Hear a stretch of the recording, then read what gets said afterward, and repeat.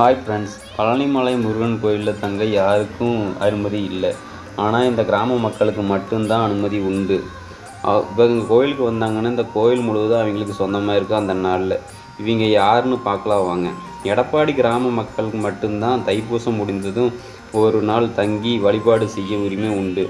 ஏன் அந்த உரிமை நாங்கள் இருக்கிற மக்களை கேட்டோம்னா, பார்வதி தேவி எங்கள் குலத்தை சேர்ந்தவங்க, அதனால் அவங்க எங்கள் குலமகள், அதனால் அவருடைய மகன் முருகப்பெருமான் எங்களுக்கு பேரன் உரையாகிறாரு.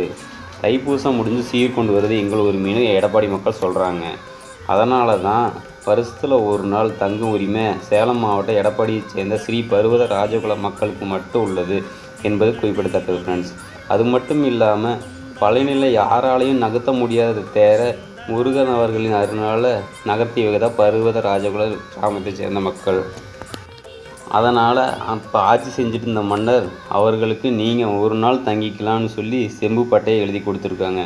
இவர்கள் காவடி எடுத்து பாத யாத்திரை முருகனை தரிசித்து ஒரு நாள் முழுசு இருந்துட்டு செல்கிறாங்க ஃப்ரெண்ட்ஸ்.